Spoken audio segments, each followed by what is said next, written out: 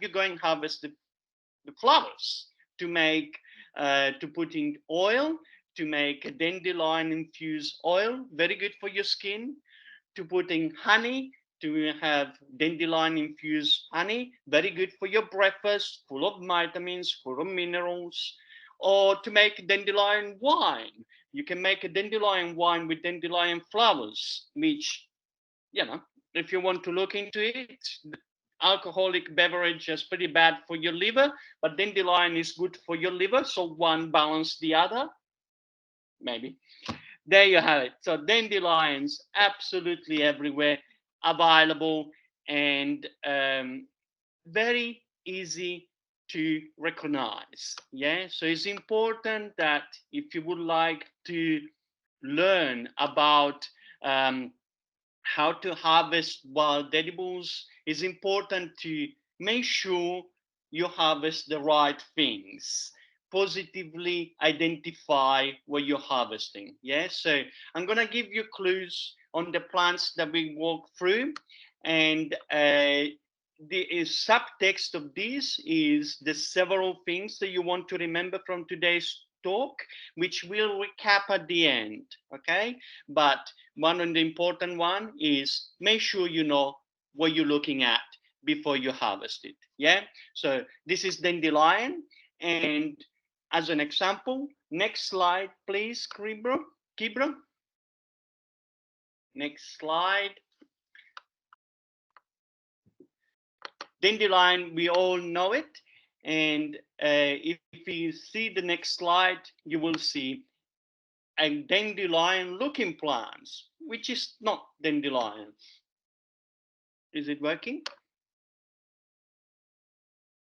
There we have it. Sow thistle. So from now on, I'm going to put names to plants, okay? So the first one was just a teaser. From now on, everyone's got the names, all right? Oh, by the way, you got the names. You also can get information that we can send you after the event, okay? So I can send you links. We can send you plenty of information. And believe me, you do not need me to tell you how to use dandelion. Dandelions and sow thistle have been used for a lot of people all over the world. Okay, so identification. This is sow thistle. Sow thistle, which is not dandelion, even though it's very similar. If you look at the flower, you might confuse it for dandelion. It looks very similar to the plants we looked before. But the main difference between sow thistle and dandelion will always have only one flower per stalk. This is dandelion flower. If you can see me, one stalk, one flower. While sow thistle, if you look at the image, there's several flowers all poking out from the head. Can you see that? And this is another picture. I have it in my hands now. So dandelion on my left, sow thistle on my right. Okay, so that's the main difference. If you make a mistake, don't worry. They both edible. They both edible. They both belong to the same family, Asteraceae, Desi family, an enormous family. And to the level they all belong to the same subgroup, the Cichoriaceae. That means the chicory subgroup. That's quite a big subgroup in the botany classification. And we pretty much eat the whole group. It's the subgroup of the lettuce in the supermarket that you buy at the supermarket. So if you let your lettuce go to flower in your garden, you will see it will come with a yellow flower and a clock of seeds that blows in the wind. So that gives you an idea how to understand how to identify plants. If you do not know the plants, you need to wait for the flower, okay? Because flowering plants, angiosperms, which is 95% of the plants in the world are flowering plants, angiosperms. And if you want to identify one from another, you need to wait for the flower because leaves change. Sometimes they change color, they change size, they change how they grow because of condition where they grow, but the flower will always be the same. So if you do not know the plant, wait for the flower and positively identify everything. Okay, south thistle. South thistle is it's I read somewhere on the website from the government that this is the second most, it's absolutely everywhere. It's one of the most spread out edible all over the world. The seeds from these plants have something like a 90% germination rate. Yeah, so that means that this plant, all of these seeds, all of this flower you see in the picture will create, I don't know, 50 to 100 seeds each flower. That's, you can imagine how many plants you're gonna get from that picture alone. So that gives you an idea how available is this plant. South Thistle, there is about 3 or 4 main South Thistle in Australia.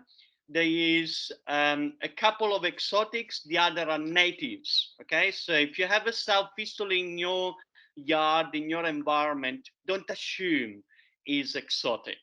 Okay, because just because it looks like a weed does not mean it's not native.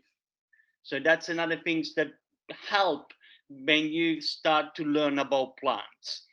Southeastern, this particular one is most probably Sonchus oleraceus or Sonchus asper, or a combination of the two, because by now this plant crossbreeds, create new species, create new hybrids, yeah, even crossbreeding with the natives. So, problematizing the whole idea that we have of belonging. Is it a weed? Is it not?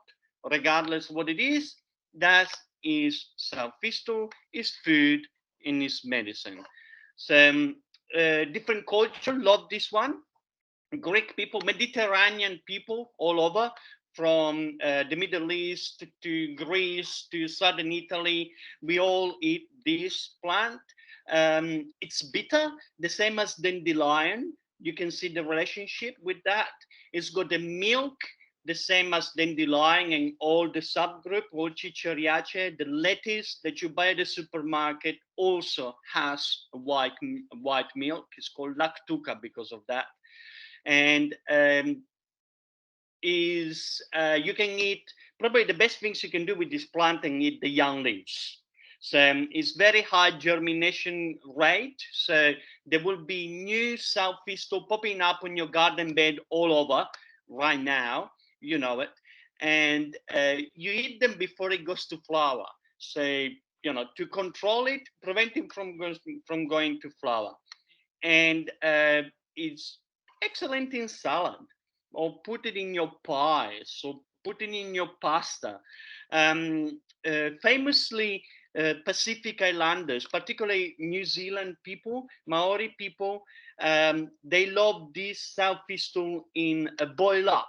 They call it puha, and is a classic plant that the Pacific Islander gather whenever there's a big family gathering. They do a boil up or cook up a big pot with pork and bone and puha, which is southeastern. There's a couple of plants they call puha. One is southeastern, which is bitter. The other one is watercress, which is spicy. But this is puha. Okay, so there you have it. It's not necessarily a story coming from the other side of the world. It's a story that comes from very close to this side, the other side of the Tasman Sea. So, bringing forward, just this idea of not belonging, kind of, it's there's lots of nuances. It's not just straightforward, and there it is. Southeastern, available everywhere. Available everywhere. Check your pots, and if you don't know what it is, you recognize from the flowers. Once you familiarize yourself with the style of the plants, you can recognize the plants at all of its stages, yeah, from when it's small to when it's bigger to all the way when it comes to the flower. So it's just a matter of identifying the plants when the flowers are on, and then familiarize yourself with what the plant's cycle look like, so that you slowly build up the knowledge. It's nothing amazing. Your grandmother wouldn't know it. So it's just a matter of bring back this possibility, ability to see and to identify things in front of us. The same way you identify the cars going on the street, you should identify the plants growing in your yard. But this is for people who don't and who want to know. If you want to know, you find out. Yeah, it's all about how much effort you want to put in it and slow building on knowledge. Take your time. There's plenty of time. South thistle. Next one. Next slide is plantain, Plantago lanceolata. Plantain is also readily available all over. There is exotic plantains and native plantains. This Plantago lanceolata is exotic and is probably the most common that you will find along the footpaths and in your garden lawns or wherever you step a lot, wherever there's quite a lot of compacted soil, that's where plantain will be. This this is a plant with a long stories and long relationship with us humans, particularly in the northern hemisphere, but here in Australia just as much. Yes, so this is bush band-aid. This is bush porridge. So there is the native plantains have been respected and used by First Nation here in Australia for a long, long time. Yeah, but this particular one the story comes from the northern hemisphere, and we humans in the northern hemisphere have such a long and ancient relationship with these plants that archaeologists, when they go into a new site and to find out what was happening in antiquity on a particular site, they do a dig. And when they do a dig, they do a pollen count. They just dig back in time, and then they have a look what was growing back in time. They do a pollen count of the layers in the history of the soil. If they find the pollen of this plant, there is proof of human settlement. So it's that kind of plant. We are connected to these plants from ancient times. Okay, so Plantago lanceolata. Food, not so much. You can eat it, but tastes a bit like grass. Nothing wrong with grass, but you can have better things. And medicine, though, it's incredible. This is one of the top 100 medicinal plants in Chinese medicine, one of the most respected medicinal plants in Western medicine, much utilized as an expectorant. That means it's a pool plant. You can make cough medicine with this one. You make skin salves with this one. You make a salve with this and chickweed, which we're gonna see later. We're gonna show you chickweed as well. And by simply infusing the leaves in oil, leave them infused for 40 days, 1 moon, for, just 5 weeks, depends, look at the internet. I can send you a recipe if you want, but you don't need me. Just get any book at the library, will tell you how to do it. And you infuse the oil, the leaves in the oil with the leaves, and then you pull out the leaves once it's infused, squeeze out all of the good parts of it, and then you mix in and melt in beeswax. So simple olive oil infused with the leaves, and beeswax makes a salve. Is medicine 101. Just simple skin salve, very good for cuts, irritated skin, when you splint your nails, when you gardening and you have all of these nails and then the skin of the nails that it's all irritated, use that.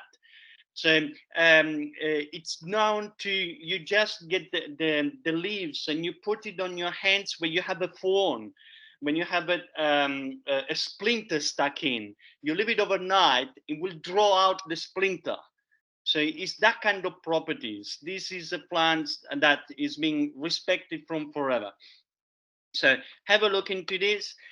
Um, Food wise, you can eat the young leaves, and also you can eat the seeds. That picture over there, you can see the flowering stalks, and when the flower is done, you get the seeds. The seeds, you put them in water, they swallow up like sago, they expand quite a lot. They're very nutritious, and First Nation carry the seeds around, and then they use them with water. They call it native porridge. They use it with water to swallow up and to sustenance. They're very light and very nutritious. And you can even eat the husk. When the seeds are all gone, you eat the husk. I don't know if you know the psyllium husk. Psyllium is basically just fiber that helps you being regular. So Plantago psyllium is the same genus of Plantago lanceolata. So the properties are interchangeable. So that's this is things that is being known, always been there.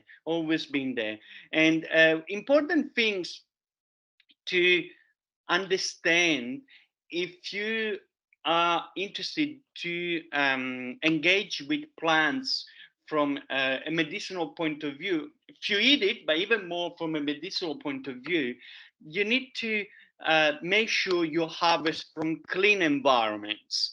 So, and how to do that is um, quite simply, if you only ever harvest where you know, where you have permissions and where you know is clean. So your garden, for example, you have your vegetable patches, you have all permission to harvest from there. You know the soil is clean because you've been growing your food in there. So that's a good place to also grow your medicine. So rather than pull out the inverted commas weeds, rather than pull them out, um, find out the benefits, because you might use them somewhere else. Yeah, you rather than see plants that you never invited as a problem, you see plants you never invited as a gift, which is a different way to see the land you're looking after. Yeah, so it's not a battle against the dirt, it's a partnership with your ground. So that's also quite interesting. You want to know where you're harvesting, because this is a city, because not all soil is clean, and because uh, often enough, if you go in places where it's managed by contractors, often enough they go around with weed killers of other herbicides. So you do not want to harvest over there. So you want to know where you're harvesting. Yeah, and sometimes you go in a park, there's plenty of dogs, so maybe you don't want to harvest there neither. So, harvest where harvest where is clean, and harvest where you're looking after. Yes, your gardens. You care for your gardens. Hear me out. This is totally hippie. If you care for your garden will care for you. Yeah, take it on, do whatever you want with it. But there it is. That's is a simple relationship. So learning about the plants that come for themselves gives you tool to appreciate what you didn't even know. It's a gift. It's plenty of gifts coming at you all the time. Nature is good to you. So there you have it. Plantago lanceolata. Some of you may know these ones because on the way to school, you pick it up, you turn it around, and you shoot it to one another. Yeah? Anyone did that? Okay. Yeah. I'll send you a video so you know it. You teach your kids. You can teach that to your kids. Okay, next slide. I don't remember what I have next. What do we have? Surprise, surprise. What's gonna be? Sorry about the lag. Sometimes this technology allow for a little slow change of slides. The one I can see right now, I'm not sure if everyone else can too, Diego, but it's the mallow. So Mallow. that's the next one for you. But I also thought maybe we should just send a little poll out. Everyone can have a break and answer a poll about how they're feeling about the content so far. And I know, you're such a great person, they'll be very kind to you. So I'm just going to launch that now. So if anyone feels like participating, just have a look in the chat and do that. Yes, so we're running a few polls through this talk. You will find them in the chat box. So look in your tools, click the chat, you will find the poll. So I still don't have Mallow, but here it is. I have it here though. There it is. Here's Mallow. Here we have it. Malva species, Mallow. And it is in my hands over here, Mallow. Mallow is amazing. Mallow is absolutely everywhere right now. Big, wide leaves, um, uh, very easy to identify. Can you see that in my hands? Very easy to identify because it's the mallow that we have here in Sydney is usually the Malva parviflora or Malva neglecta. So the low mallow, the small flower mallows. There is also some very tall mallows, and there's also native mallows, okay, all edible. So these that we have around Sydney most probably is parviflora or neglecta, Malva small flowering mallow or crawling mallow, and they're fantastic. You can eat them, yeah. So this is food for a long time. There's lots of culture who love this food so much that God forbid, if you ever go down to the deep southwest of Sydney, if you ever go down to Cabramatta or Bankstown, you go to the Greens Grocer, you can buy mallow.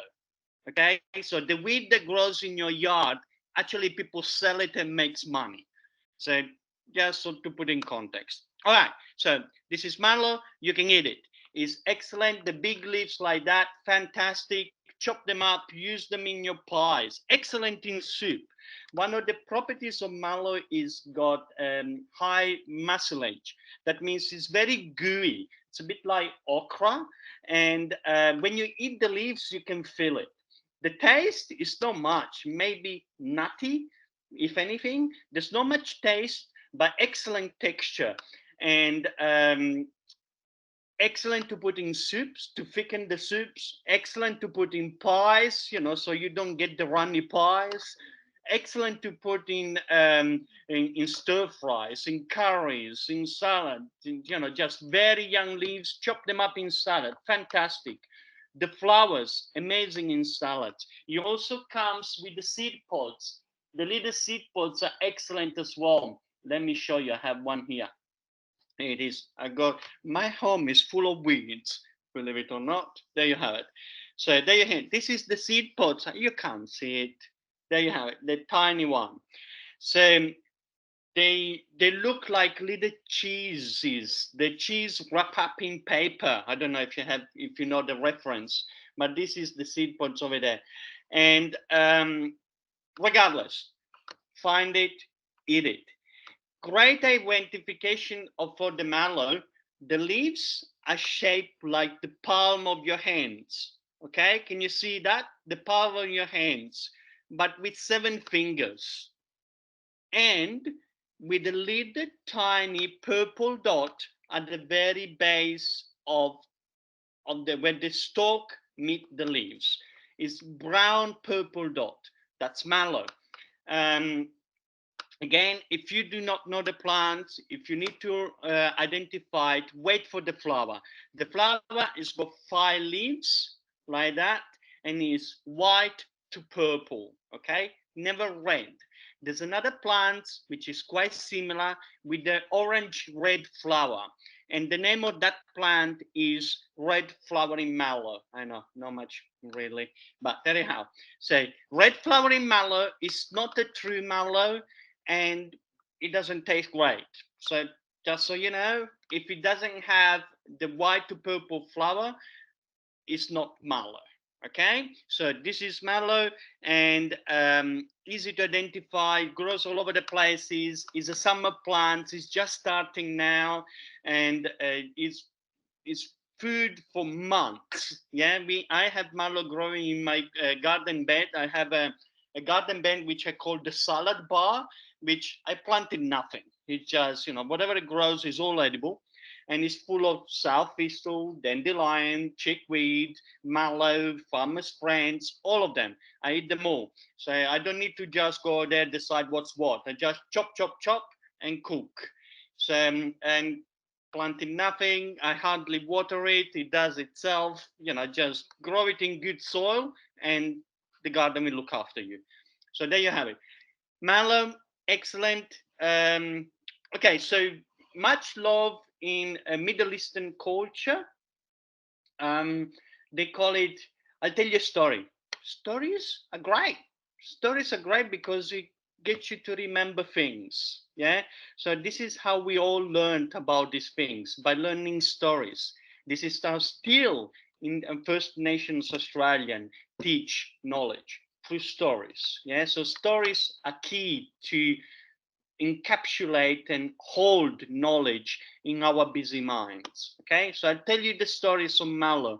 This story is being shared with me by a lady from Jordan, a Jordanian lady, which once told me the stories of khebese, sorry about my accent, khebese, which in Arabic means the Arab bread, or the bread of the poor, the plants for the poor.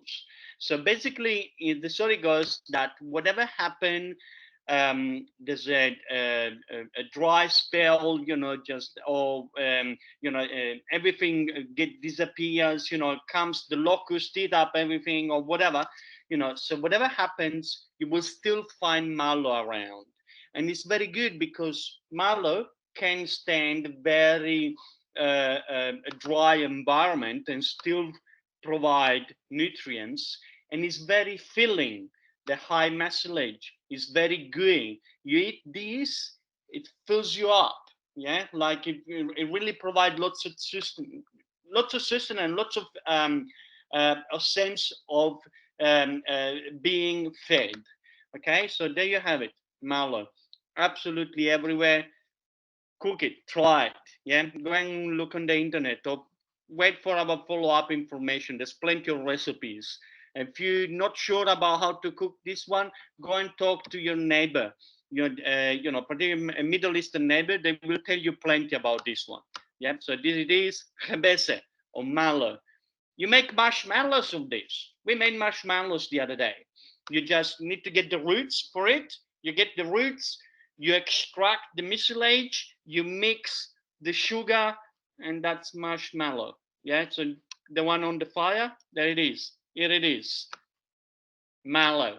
It's in your yard. If you can't find it, call me. So there you have it. So mallow, and next slide. Next slide, which I don't remember. Surprise. While we're waiting for next slides. It's actually chickweed you've got there, Diego. Fantastic. But I was also going to let you know that everyone's loving your content so far. 100% good. 100% good. Oh, both of you. Oh, thank you. Great. Thank you. Much appreciated. So chickweed, fantastic chickweed. Here it is. Here it is. I have it in my yard. As I said before, in my salad bar. I love chickweed. So good. This is as opposed to mallow. Mallow is a summer plant. Chickweed is a winter plant. So mallow is coming. Chickweed is going. Okay. So that's something in there. Yeah. So while you waiting or enjoying your foods, at the same time you learn about ecology and cycles and season. Yeah. So nature is not a supermarket. It's not that you go and find whatever you want at any time of the year. Nature has got many plants a very specific season, And the way to take advantage is to follow the season. So you're not gonna find mallow in winter, but you're gonna find plenty of chickweed in winter. At the time, there's not much salads growing, and this is plenty. Is You will have it particularly in the shady spots of your gardens, under the trees. What else? In the pots, under the plants you have in the pots, under the pots, around the pots, whatever there's enough moisture and not too much sun, you will find chickweed. Okay, so I'm gonna tell you a couple of tools to positively identify this plant, so that you don't make mistake, because there's a few plants that might look like it. You know, there's several things that look green. You know, is it chickweed? Yeah, maybe not. So two key feature that makes you confident that you're looking at chickweed. Feature number one: if you look at a plant and you turn it around slowly, you will notice there is one line of hair on one side only of the stalk, okay? Like a mohawk, like a crest. Um, so, and because there is another plant similar looking to chickweed, but it's hairy all over. Okay, so look closely at the stalk. If there's the hair of the stalks, they all go on one side like a bad hair day. That's chickweed, a mohawk. Okay, so chickweed's got a chicken crest. All right. Another key identification of the plant: when you break it, gentle break it, pull it apart, you will notice there is a little string inside it. You can't see it with my things. There's a little string inside. It's kind of elastic. Okay, so that little string there, that's a core, like a bone. Okay, so chickweed has got a chicken crest and a chicken bone. Yeah, you remember that one? Very good. So, because there's other plants out there might look like chickweed but don't have a bone. All right. So there you have it. Chickweed, chicken crest, chicken bone, high in minerals, high in vitamins. Very good for you. Put it in your salad. Put it in your sandwich. What else can you do with it? Put it in your smoothies. Put it in your spring rolls. Put it in your pies. Put it, I don't know, just cook it however you like it. I'm Italian. I do pizza, pasta, polenta, risotto. That's all I do. Yeah, but you can use it however you want. And so there you have it. Chickweed absolutely everywhere. This is late season for chickweed, so better be quick. Try it out. It tastes like alfalfa, green. It tastes like green and fresh. That's probably the best way to describe this. Green and fresh, like young baby spinach. There you have it. So, and excellent in salad. Just chop it up and put it in salad. I eat it raw, like that. Look, just like that. Chickweed, very good. Chickweed, fantastic, absolutely everywhere. What else can I tell? Oh, medicine, medicine. You will like this one. So we were looking before a plantain, the one with the long stalks. Yeah, Plantago lanceolata. Yes, the bush band-aid, which makes good skin lotions. This makes excellent skin lotion just as much. It's particularly beneficial for irritated skins, like itchiness, or like when you irritate the skins, all the way to shingles. Yes, so when you have a very irritated skins, go and find chickweed.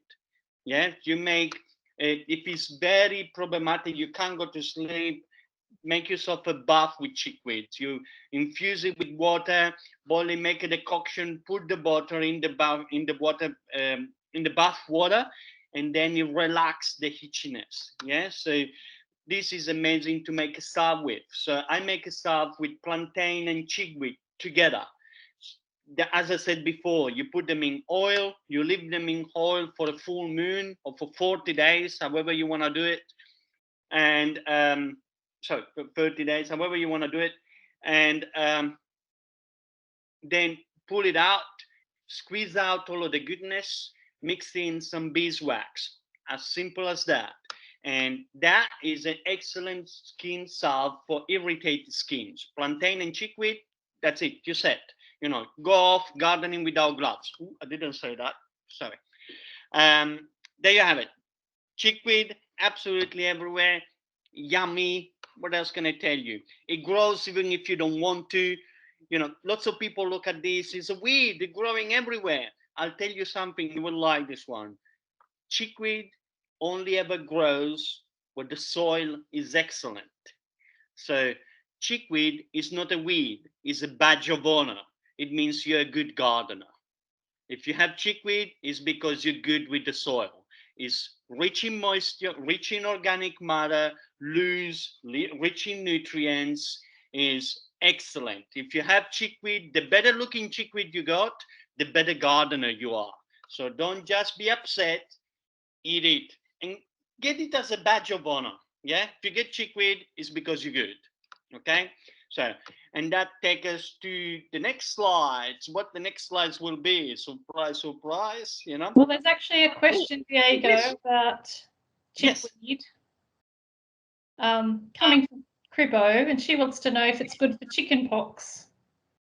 Chicken pox. I don't know why, but I guess she. Okay.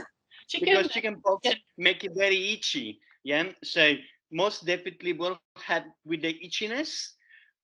Chicken pox is viral. It's a virus thing. Yeah. So it's not gonna stop the chicken pox. It might help with the irritation. Have a look at the books. Have a look at the links. Say I am. Oh, I should have just said before. I am not medicinally trained. So I'm not the one you ask question about your ailment. I'm just telling you what the old stories of the grandmothers used to be. Yes. So if you have any issues, go to the doctor. What I'm telling you is just the old stories. That's all. They make up whatever you want with it. Old stories that be still with us today. Chickweed is out there. If you can't find it, call me. There you have it. Next, okay, Diego, sorry to interrupt you again. Just to let you know, we've got about 6 minutes left. Thanks. Well, I know it's flown by. Right. So if people want to ask questions, please remember to put some in the chat. But there was one question earlier on. Just someone was interested in finding out more about native edibles, but that might not be something we get to today. Yes, native animals, excellent. You should just ask to indigenous people. I am not here to speak for knowledge. I do not speak for. So I think it's quite important at this time and age that we need to pay respect from where the knowledge is from. So I'm sure Eman and Kribo will be able to find some excellent First Nation Australian to speak about native edibles with authority. Makes sense? In respect, I love your questions. I love native foods, but if I need to speak about something, that's not my place to speak. Makes sense? Does he answer the question? That's great. Thanks, Diego. That's all right. That's all right. So I'm sure you can find someone to do just about bush tucker, which will be an amazing things to do to offer for all the people. Okay, so we got 5 minutes and we're gonna run through the plants that we got left, okay? And the last few things, so we allow some space for questions. This is Farmer's Friends, Biden spilosa. We all know it because it gets stuck in your socks.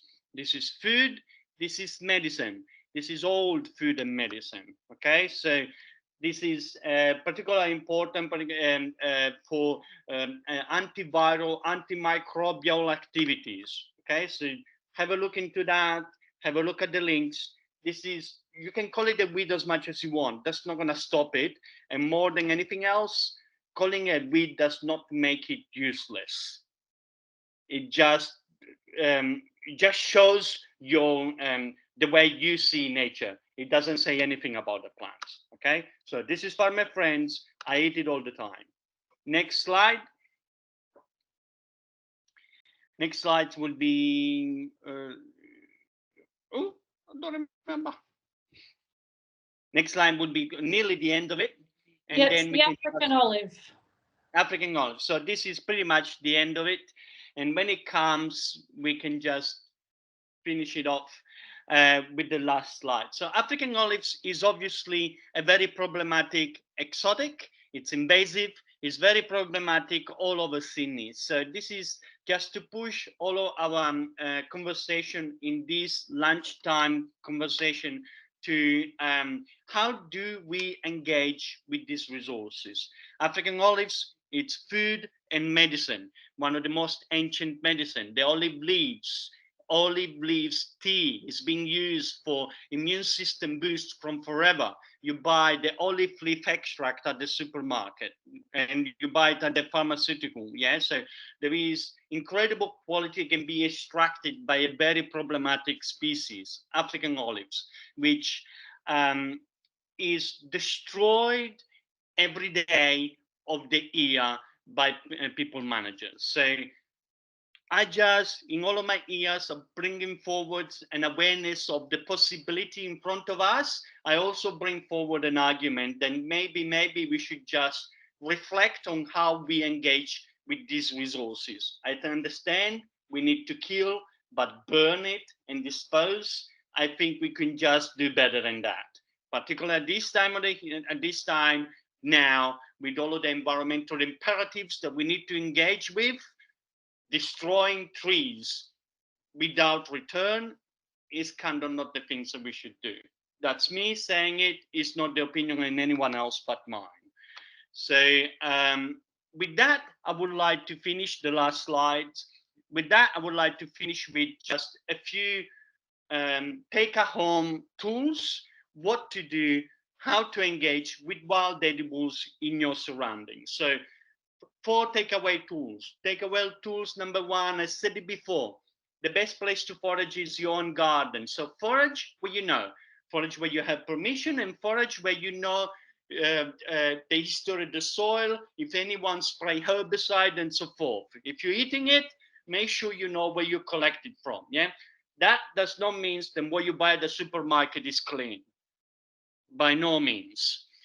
But tool number 2, positively identify everything. Make sure you know what you're looking at before you eat it. Another tool that is quite important is use your eyes. Don't start to engage with the wild food resources thinking that you need to learn everything. You already know a lot already. Yeah, use your eyes. Simple as that. If you know the plants and the plant looks happy, juicy, and yummy, chances are it's happy, juicy, and yummy. Okay, if the plant looks dead, broken, and rotten, chances are it's gonna taste dead, broken, and rotten. Okay, so use your eyes. Engage with resources when they look good. If it looks dead, leave it alone to do this process. Last but not least, please look after resources. I always say that if you would like to know more on how to engage with the resources, join your bush regeneration crews, join your local gardeners groups. This is people that have lots of knowledge. If you don't have much knowledge, talk with other plant people. I'll tell you, plant people love to talk about plants. We are just not about it. Yeah. So if you have questions, talk to your neighbor, talk to your bush region group, talk to your local gardens groups, your local community gardens. There's plenty of knowledge. Don't be scared to ask questions. Build from what you have and care for everything. You cannot replace the greengrocer with wild edibles, but you can learn how to look after culture and how to look after land with wild edibles. So with that, I would like to just shut up. And if there's any questions, please. Thank you so much, Dave. I had one question Yes. coming through the chat. That was Yeah. just about how to prepare the farmer's friends for eating. Yeah. Okay, farmers friends is very herby. It's like eating oregano. So it's not the plants that you make a pie with. It's gonna taste awful. If you make a pie of oregano, you're not gonna be able to eat it. Okay, so you use it like a herb. You just few leaves here and there, put it in your, I'm Italian, pizza, pasta, risotto, polenta, and off you go. You use it like a herb. Fantastic. Well, I have to say this is a quiet bunch. There's no more questions in the chat. So I think everyone's, happy with what you've shared and covered, obviously. It was a fantastic presentation as always. And of course, it would be lovely to have done our walk through Whites Creek Valley Park and, done a tour. But this is it. We're here online and I'm sure everyone can use those stories that you shared with such, you share them with such a beautiful approach and respect. So really thank you for that, and obviously for sharing your knowledge with us. And it's such a valuable resource. So we really appreciate being able to focus on this topic today. So thank you so much, Diego. I think everyone he deserves a clap for that one. Well done, Diego. Okay, so just to finish up, just so we're not going too much over time, just to let you know, for all those people that attended today, we will be sending out Diego's little booklet to you with some additional information, so you'll be able to remember those different weeds and different edibles that we talked about today.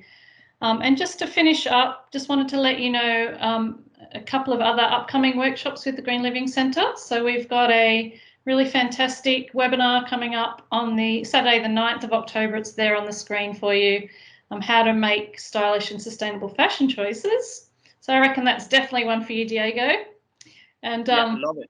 Yeah, we've got some really fantastic speakers coming for that, and we'll explore all the topics.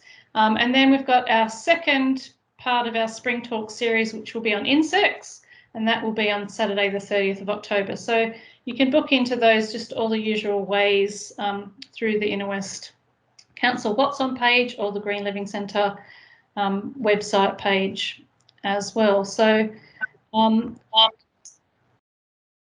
just for finish up, we just wanted to ask you to complete the quick survey for us. That always informs us of how the session went for you and how you thought about Diego's presentation and all of those kind of things. So if you could scan that and do that for us. I'll also put the link in the chat if you can't get that to work for you. And just lastly, my contact details there in case you'd like to follow up on anything.